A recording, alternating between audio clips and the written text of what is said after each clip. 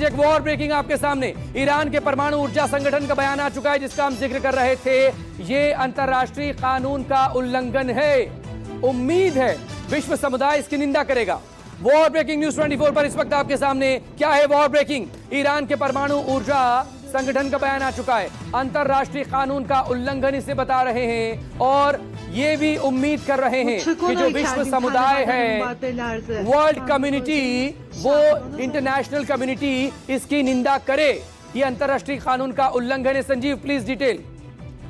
ये पहली प्रतिक्रिया इस बात को लेकर है कि ईरान जो है वो अभी तक पीसफुल पर्पसेस के लिए अपने न्यूक्लियर परमाणु संवर्धन कार्यक्रम को चला रहा था। उसका ऑफिशियल यही दावा है कि उसने कोई बॉम्ब नहीं बनाया है और नहीं IAEA ने इस बात को कहा है कि उसने बॉम्ब बनाया है।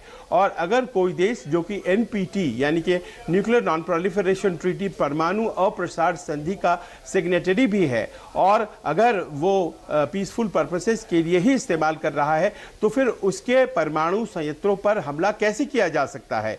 ये एक प्राथमिक प्रश्न है जो कि ईरान की प्रतिक्रिया के तौर पर सामने आया है और जो वर्ल्ड कम्युनिटी के सामने ईरान ने रखा है कि ऐसे तो हर जगह कोशिशें हो रही हैं कि पीसफुल पर्पसेस के लिए न्यूक्लियर परमाणु संयंत्र लगाए जाएं और एनरिचमेंट किया जाए, तो फिर क्या हर जगह अमेरिका पहुंचकर बॉम्ब करेगा।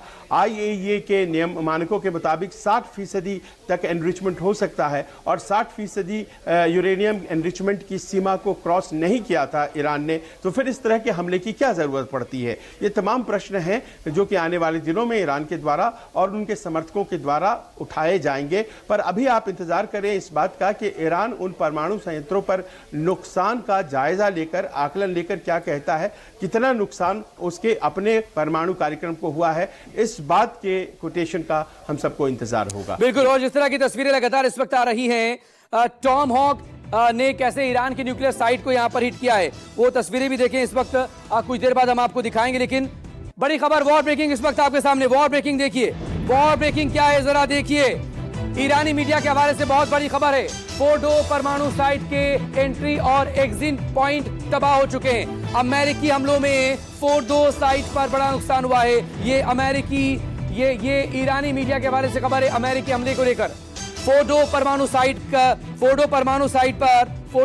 साइट पर ये हमले की खबरें हैं। ये बड़ी खबर देखिए इस वक्त। वॉर ब्रेकिंग आपके सामने, वॉर ब्रेकिंग न्यूज 24 पर इस वक्त आपके सामने ईरानी मीडिया के हवाले से बड़ी खबर।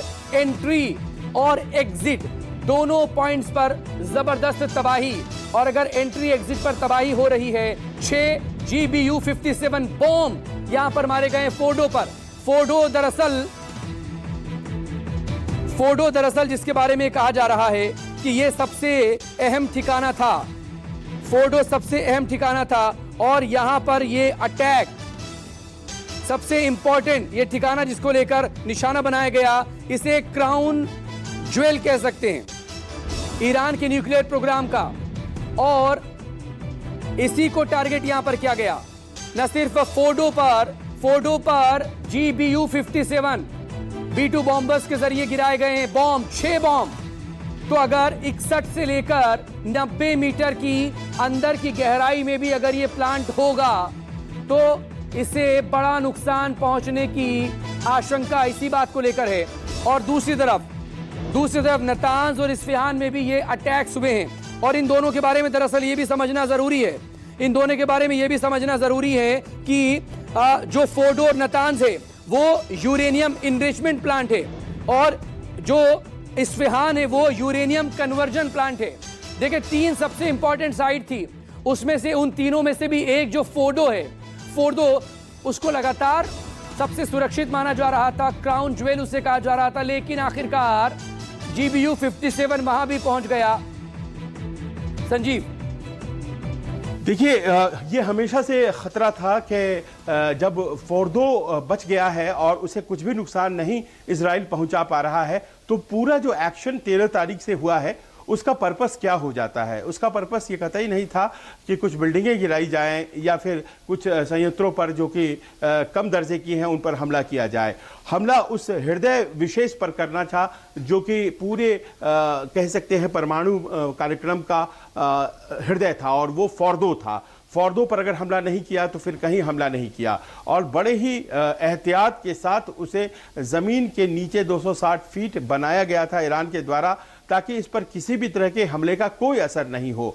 और ऐसा लग भी रहा था क्योंकि कोशिशें कर रहा था इजराइल, वहाँ पर आसपास उसके हवाई जहाज, उसके लड़ाकू विमान उड़ रहे थे, लेकिन उन सब का कोई असर तो था नहीं। उसके अलावा इस बात की भी आशंका थी कि इस्फहान में और नतांज में क्या वो जो हमले हुए हैं वो पूरी तरह से ऐसे हमले हैं जो कि तय करते हैं कि वो फैसिलिटीज़ पूरी तरह से बर्बाद हो गई हैं। इस बात की कहीं ना कहीं शको शुबह थी, और इसी कारण से ये बयान भी आ रहे थे सामने। आपने देखा होगा मसूद पेजेश्कियां जो कि प्रेसिडेंट हैं ईरान के, उन्होंने कहा था कि हम अपने कार्यक्रम को जारी रखेंगे और ऐसा नहीं है कि हम पर बहुत ज़्यादा नुकसान हुआ है। और शायद यही आशंका दिमाग में काम कर रही थी अमेरिकन के कि इसराइल ने काम तो कर दिया लेकिन वो काम अधूरा रह जाएगा और लेजिटिमेसी मिल जाएगी ईरान को और ज़्यादा आगे जाकर के अपने परमाणु कार्यक्रम को पूरा करने की। और शायद यही वजह है कि उन्होंने एक कैलिब्रेटेड, कहा जा सकता है जैसे सर्जिकल स्ट्राइक जो हमारे देश में बहुत ही प्रचलित शब्द है, उन्होंने सर्जिकल स्ट्राइक किया है और उन 3 न्यूक्लियर फैसिलिटीज़ को सीधे निशाना बनाते हुए अपने आप को फिर वॉर से विड्रॉ कर लिया है। देखिए एक प्रेशर तो था, आप भी मानते हैं मसूद कि अमेरिका में बहुत लोग नहीं चाहते हैं कि इस वॉर में सीधे तौर पर घुसे अमेरिका, लेकिन अमेरिकन प्रेसिडेंट की अपनी साख भी कहीं ना कहीं दाव में फंस गई थी और इसी तरह से बीच का रास्ता निकला है। अमेरिका ने मौका दिया है ईरान को कि आप यहाँ रुक सकते हैं, अगर आप चाहें तो। आप नहीं रुकेंगे तो फिर हम भी एक्शन में आएंगे, लेकिन फिलहाल यहाँ के बाद लड़ाई और बॉल जो है वो आपके कोर्ट में है। यहाँ से आपकी प्रतिक्रिया का बहुत ज्यादा हमें इंतजार है। संजीव प्लीज हमारे साथ बने रहेगा, लेकिन सबके बीच एक वॉर